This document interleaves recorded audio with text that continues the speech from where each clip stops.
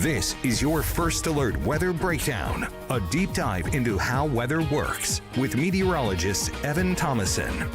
Welcome on to the First Alert Weather Breakdown. I am meteorologist Evan Thomason here at your service. Welcome on. It's Thursday. We are now a day closer to the weekend, but a day closer to storms. That is when our stormy activity is coming back here into the Arklatex just in time for Saturday. And most of it is going to impact us sadly on Easter Sunday. That's kind of our bullseye day for that next chance of severe scattered storms all over the Arklatex. So thanks for joining us. I'm meteorologist Evan Thomason here again. I do the morning shows and host the First Alert with a Breakdown. CJ is also the host as well, but he is not in for the day today. Just so you know, if you want more of CJ, I know CJ has only been on once this work week. He will be on again 3 times next week, by the way. We're already starting to set up the schedule here for next week. He will be on 3 out of the 5 days next week, and I will be on the other 2. So you can look forward to that. But anyways, I know you're here about the Easter forecast, especially in store, because unfortunately, yes, it does pose rain. Rain is likely for everybody around the Arklatex on Easter. I think that's the best forecast simply stated. And we'll get to so many more specifics about, the timing, the threats, what are we watching out for exactly. Where is it going to be on Saturday, per se? When can I get out and drive on Easter during the day and I can, have the best chance of it maybe not raining? Or answer all those questions here on the First Alert with a Breakdown. So thanks again for joining us here for the day today. So let's get into our checklist. In addition to that, we also have a Met Chat for today, so stick around. We do have a Met Chat, and just so you know, for those of you new who haven't been here for the Met Chats, essentially, Met Chat, what that means is that all 4 meteorologists are a part of this chat. So guess what? CJ is on today, technically. All 4 meteorologists. We recorded something back on Tuesday about how to receive weather warnings. I did say this, I think, in the Met Chat itself, is I usually get 2 questions. Just most frequent questions in usually the streams where I talk about and hype about potential severe storms, either on First Alert Weather Days or on days right before First Alert Weather Days. I'm always talking about or answering one of 2 questions for the most part. The first question is, what is the forecast for my specific town? That is always the hot topic, even a few forecasts. And say, what is the forecast for my street? Guys, town is good enough. Anyways, point is, this forecast number 1, which I get. We always go over the future track so much in depth because I know so many people want to know the timing of things. Can I get out by the certain time? How does this affect my plans, essentially? But I was going to say, main question number 2 is usually, how do I get weather warnings? How do I get notified of these? There are different ways. The first way is the weather app. There are multiple other ways that I'm not going to spoil that we'll talk about on that Met Chat coming on up. We're going to do that after the Easter forecast. So stick around and learn some different ways of how to get yourself weather aware here for this upcoming stormy weekend, because it could get messy. Very messy. Anyways, let's get into the full forecast here for you. Enough chitter chatter. All right, live look on our window row camera and here in Texarkana. It's a beautiful day today. Hey, this is day, I'm trying to think back of how long it's been since we've last gotten rain. Last day was Sunday, 2 Sundays ago. So I believe that's 7, 8, 9, 10, 11. This is day 12. 12 days now of consecutive blue skies and sunshine with dry conditions in for the day today. Unfortunately, your streak is pretty much going to end at 13 or 14. We got another day or 2 of this before storms come back into the Arklatex again for the weekend. Real quick, as I transition to our other web camera, that's pretty much shows the same thing out in Shreveport and Bossier. I want to mention again, if you're on our YouTube page, or if you're not on our YouTube page, you want to go over there. The point of which I'm hyping up our YouTube page here at KSLA News 12. You can click on the live stream by going to youtube.com, searching KSLA News 12. Our live stream of this should be there. And you can ask questions about the forecast live on this podcast, and I can try to answer them for you after the forecast. So again, partly cloudy skies. We've got at least a little bit of sunshine here for the day today. I think the cloud cover is going to hang around, honestly, for the rest of the work week. I don't think we're going to see that pristine blue sky pattern that we had earlier this week. overall, we're slowly building more and more moisture in that's going to lead us into the weekend. And it honestly starts today. Today, I think we're just going to have partly cloudy skies come on through, just a few pockets of shade with sunshine. Tomorrow, I'm expecting tomorrow to honestly be a mostly cloudy day here for a good portion of the Arklatex. Saturday, if it's not raining on top of you, it's going to be cloudy. We'll get into that forecast more in store. And then Sunday, again, it all leads to Easter, which unfortunately will give us the rain. So here's what your main headlines are for the day today. We haven't even talked about the temperatures really at all. We continue on a warming trend. That's probably the biggest and most significant change and headline we have here in the next 2 days, the last 2 days of the work week themselves before we get into the weekend. We continue on our warming trend. We have temperatures much warmer, considerably warmer than this morning, than yesterday morning. That's leading us to some hotter temperatures here for the afternoon for both Thursday and Friday, today and tomorrow. Just so you know, today and tomorrow are the hottest days out of the entire 7-day forecast as well. So brace yourselves a little bit here for a good amount of April heat. Now, I wouldn't call it hot by summer standards at all. It's probably just a normal summer day with these kind of temperatures, if that.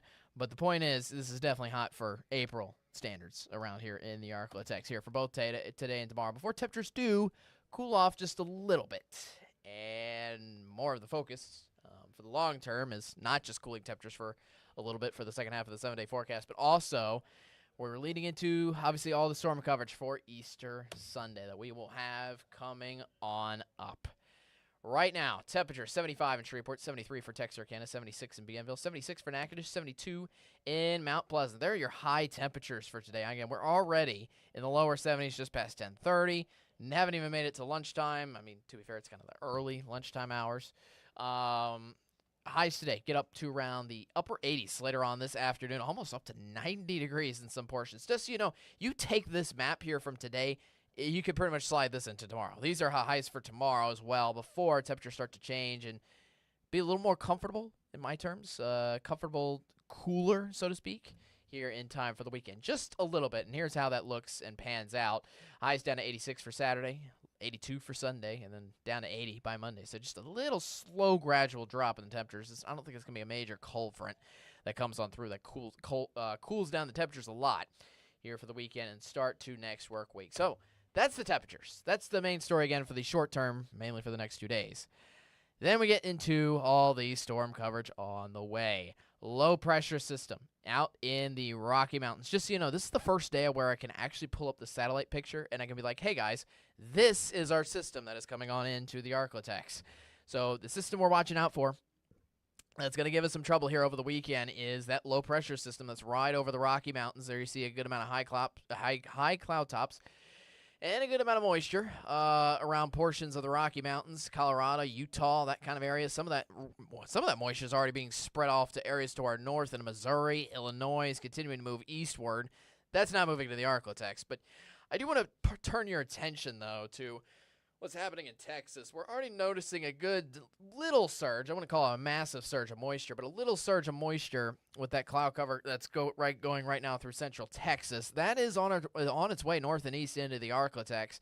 And that, to me, indicates the contingency and increase in moisture content overall that's starting to spring with that low pressure system, especially on the east side of it. And as that low pressure closes in closer and closer to the Arklatex, that's what's going to lead into our sustained rain chances here heading into the weekend. So let's hop into the future tracks. This is our short-term future track, which only goes over the next 3 days. This goes into Saturday night, so this doesn't really carry the picture into Sunday, but it will show us the storms that do happen on Saturday. So for the rest of today, I think we'll have a good amount of parting clouds, at least for this afternoon alone. Maybe even run into some mostly sunny to completely sunny skies, actually briefly, later on this afternoon, but again, it is briefly. Cloud cover comes back in for tonight, continues into the overnight hours. That's going to keep us warm here for tomorrow morning as well. And then look at the cloud cover on Friday. I think this is something that hangs around for a good portion of the day. Again, kind of similar to today where we could release the cloud cover briefly in the heat of the afternoon. But overall, clouds are not going to be gone for long. Then you get into Saturday. And first of all, keep in mind, look at Friday night. I want you to look at McCurtain County and areas just on the northern edge of the Arklatex there. There could be a stray chance of a shower or two actually from Friday night near DeQueen, Idabel. Also areas north of Mount Pleasant, potentially north of I-30. Just a brief shower late on Friday. So, yeah, this could start as early as Friday night. Now, one other thing I forgot to mention was that this is going to be a very slow-moving system. That is one of the big themes here with this moving on through. Honestly, if I think this is moving at a good average speed, if the system was moving at a good average speed, this would be coming through Friday afternoon. This will be coming through tomorrow afternoon. From where it is to where it should be on average, at kind of the average pace it moves at, this would be here tomorrow afternoon. But it's not. Again, you already took a look at Friday. Most of us, the majority of us, aren't going to be facing wet weather here for your Friday. Then you get into Saturday morning. It starts early Saturday. McCurtain County receiving some of those spotty, severe storms, which mainly start, again, first thing in the morning on Saturday. And then watch this line. It almost continues into some areas along and north of I-30 through a good portion of the day. Now, this future track kind of holds off the wet weather off to our west side until late on Saturday. There you see another batch of severe storms.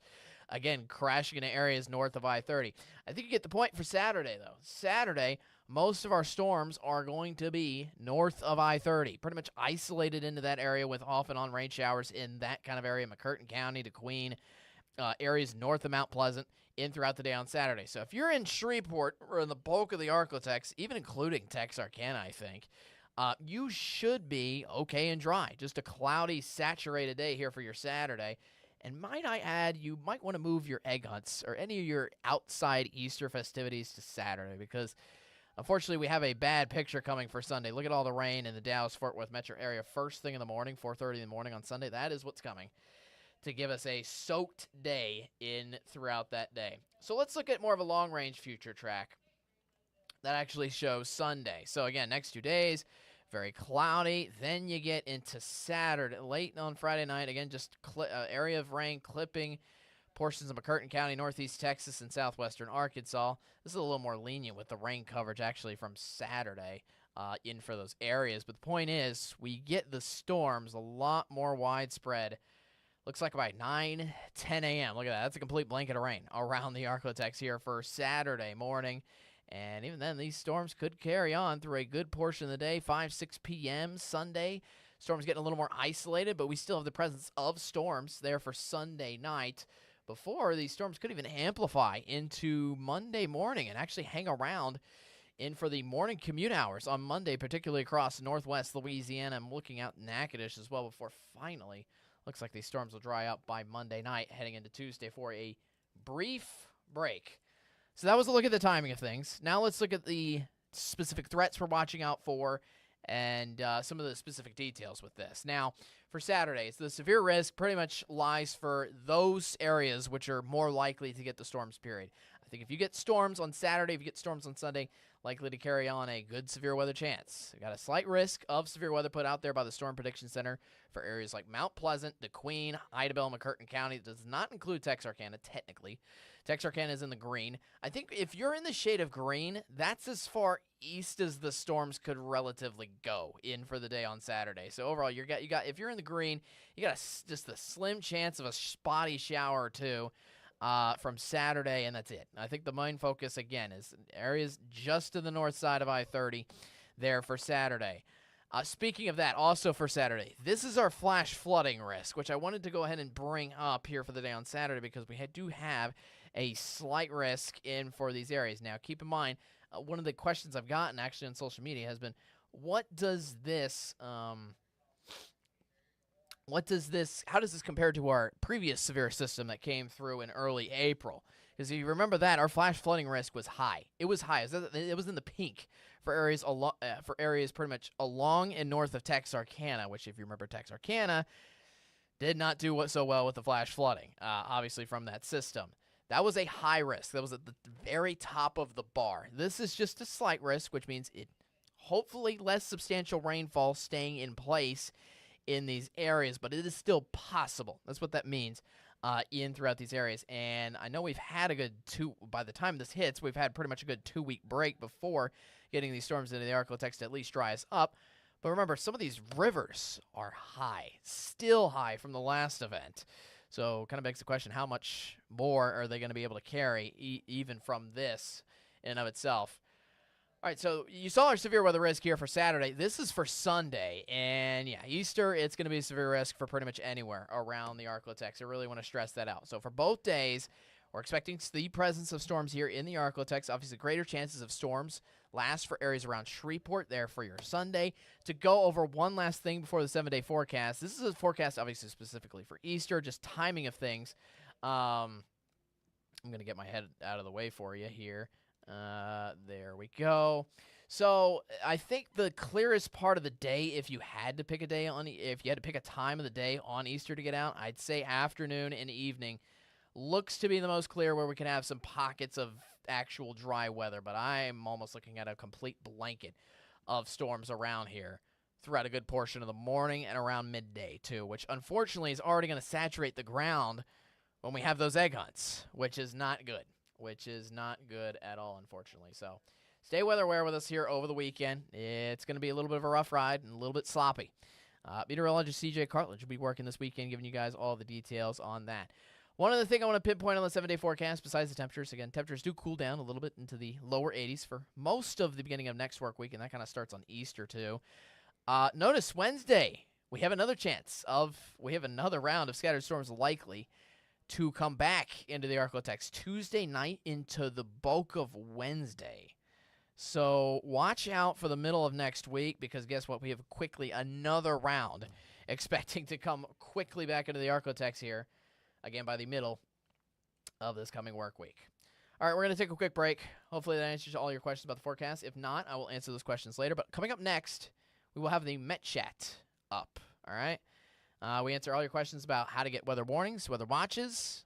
It's a great segment. Plenty of different tools to access, and they all have their pros. They all have their different pros, which help them out in their own unique way.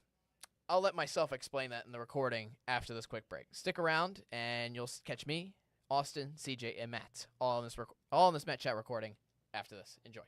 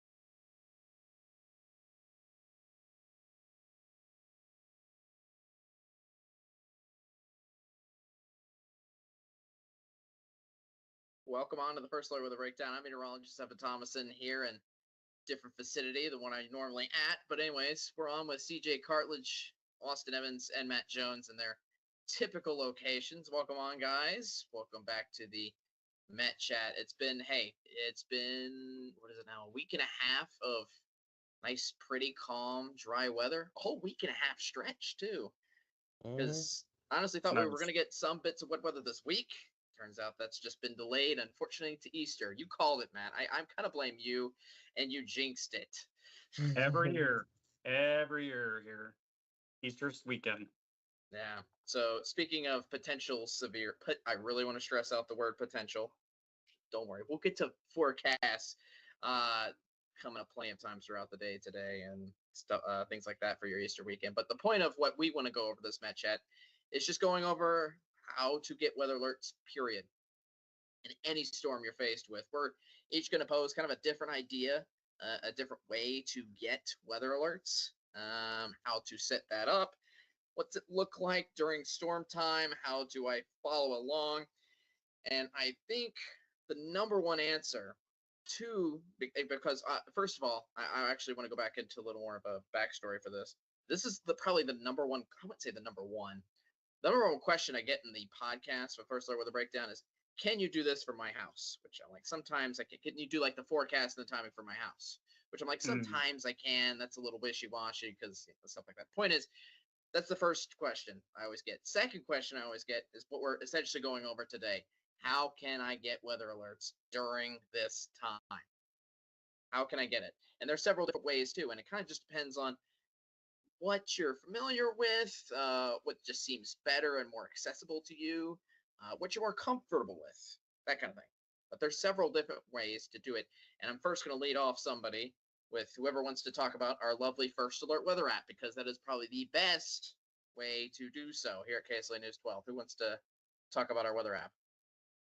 I mean, I guess I'll chime in. But it is a really good thing. I'm not just like self-promoting it. I mean, we all have it on our phones, and it actually is a really good thing. Because there's settings on it. I don't actually have it to show right now, but there's settings on it. You can set it to your specific location, which is really important. So you get that warning, for your county or for your parish, for a specific area, down to the zip code, really. So it's a really good tool to have, and it just alerts you for dangerous weather. So you get those alerts straight to through the app. And then in addition to that, some cool features on that is obviously we are on it. So we post, weather updates, which is really valuable because you can only get so much from an app, like you can only get so much from an app. When you actually have the meteorologist itself on there, us on there, giving you the forecast and giving you the alerts, that kind of adds extra to it. So that's a good, cool thing. And then, of course, we have the radar feature on there, which I use all the time, and the future radar and all that. So it's a really good tool. I mean, really, especially in this area. And you get those alerts, at night too, when you're sleeping. Yeah. Just really go ahead. quickly bounce off that. You mentioned it. It's, you know, s- search weather on your app store. You're gonna find a lot. But Mm, Weather Underground, AccuWeather, Carrot Weather, all those weather apps that you would find, most of which are free, they don't have the personal touch that our weather app does. Any other station's weather app across the country, because pretty hmm much everyone has one, Yeah. you get access to those videos, and I'm sure Weather Underground has some sort of video category on their app. I don't have their app, so I really wouldn't Either. know. I haven't used it in years. So outside of the alerts, you get the personal forecasts, or as personal as you can be. They're for your area by meteorologists living in your area. So that's the advantage. It's not just us trying to sell something. It's Yeah. there's advantages to it as well. Yeah, no, I'm glad you brought that up because like there's so many choices for apps out there, and a lot of the apps that come built in on your phone. I mean, they're only so good. Like, there's no way in the apps. Like, I'll hear from people being like, "Well, it said we were going to have a 13% chance of rain at 2:30 this afternoon." There's no way that an app could ever know that. Like, that's impossible. So don't believe that. Like the hourly, a lot of these apps say like 16% chance of rain at a certain time. Technology's not that good. And it's like so my watch says it's 77 degrees. That's the built-in app, the built-in Yeah. weather app. Great for stuff like that. High of Right. 79, low of Right. 59. That might not be exactly accurate, but it's probably within like 4 degrees. So, yeah, temperature, current, maybe sky condition, perfectly. The stock apps are perfectly useful for those. But if you're wanting the alerts and the forecast videos, you gotta go with ours. Or if you happen to live in another area with a gray station, go with theirs. Yeah, there's a lot that our app has to offer. Like we have traffic on the app. We have long range videos to about you can probably see the morning videos in the afternoon still on the app, and maybe yesterday's videos as well. But you just get a pretty much a mix of everything within the app. One thing I did want to mention is to not use the Apple app. The Apple Weather app is not so accurate on a daily basis, especially with like storms moving through the area. It'll probably tell you if it's raining outside or not. But with like incoming stuff, it's not always as accurate. The KSA First Alert Weather app is more accurate than that, and all these other weather apps are more accurate than that Apple one. So it's better to not use that app, but other weather apps are definitely good to use. Other things that I use for getting weather information, or that you could use if you have Twitter or if you have Instagram, you could follow NWS Tornado or NWS Severe Thunderstorm, and they send out the severe thunderstorm warnings or tornado warnings whenever it happens across the entire country. So you can get that update immediately as soon as they send it out or as soon as it's issued, and all you have to do is turn post notifications on. So that's another way that you can receive alerts from your area. But outside of the weather apps, you can look at different websites like the National Weather Service .org. I believe it's .org because it's a government organization. Yeah, it's .org, right? .gov. .gov. My bad. It's a government organization, so it's .gov. But Weather.gov. yeah, you can go to that website or use any other like website that you may use, like Tropical Tidbits or Pivotal Weather, anything like that to get. Well, they don't produce weather alerts per se. They just give you the forecast, like hour by hour or things like that. But to get weather alerts, KSA First Alert Weather app is a good one, and any other of your stations wherever you may be around across the country, if you're watching right now, any of your nearest stations weather apps are good for that type of purpose. Yeah, I think that's good to mention. Obviously, yeah, our weather app is top notch, and again, notifications right to your phone for your own specific location. I think we've hammered that home. We've hammered that home a good amount. But yeah, every time we have to do the scripted thing to promote it during the newscast, multiple times a day. But CJ did mention social media, and I guess that's a halfway decent transition to discussing social media. It's we have a system in place to where when a warning in the Arctic gets issued, our our social media posts it. Mine, Matt, CJ's, Evans, and the KSLA weather account on Facebook. Yeah. We've kind of abandoned Twitter, but Facebook, and anything I say about social media is going to be about Facebook because I ain't on Twitter. So you can get those alerts that way as well. It might not be the easiest thing in the moment unless we're live, we're live streaming, because you got that dirty algorithm that likes to show you posts from 4 days ago and 3 weeks ago and whatnot. So if you're relying on social media, you need to be on the page that you're looking for, probably. um, the downside of that is you have to constantly refresh it. So I wouldn't rely 100% on social media for alerts. However, for general weather information, especially in the lead up to severe weather events, outside of the clickbait people, where they're not germane to this conversation. But if you see one of us posting, hey, first alert weather day for this weekend, hypothetically, this weekend, we're looking at the potential for large hail damaging wind. You'll see that post, 3 days out. That's an alert. We're giving you that alert. We're letting you know something that's on the way. And in the moment, all of our accounts post severe weather alerts, warnings, watches, not advisories, but warnings and watches get posted immediately.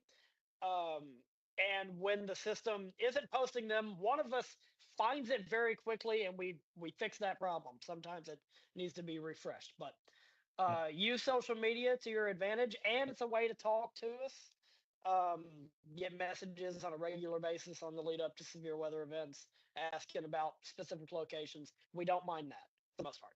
So social media is a good tool too. You just got to watch out for uh, Snowbird Gary or whatever their names Snowbird Bob.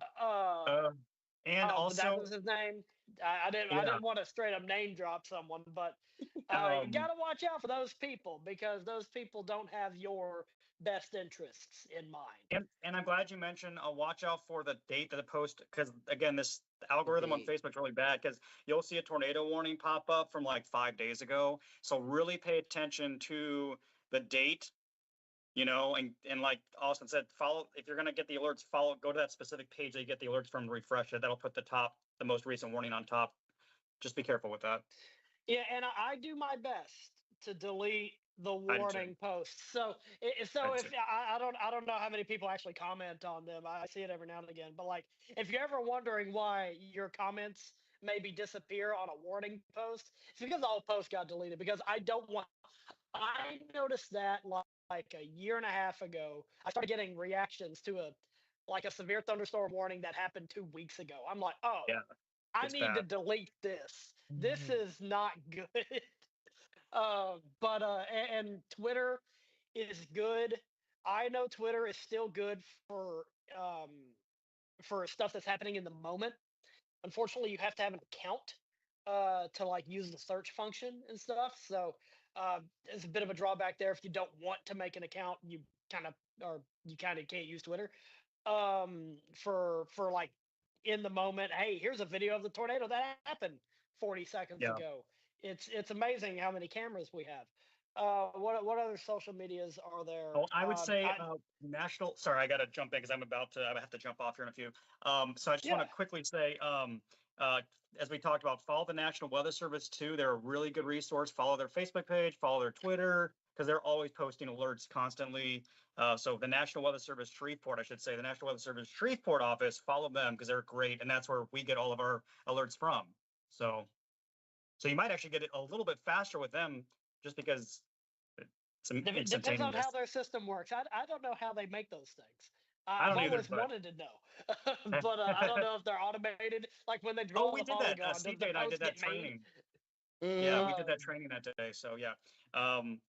And then I guess, and I'm sorry to kind of be rushing here, but we wanted to get to this other one.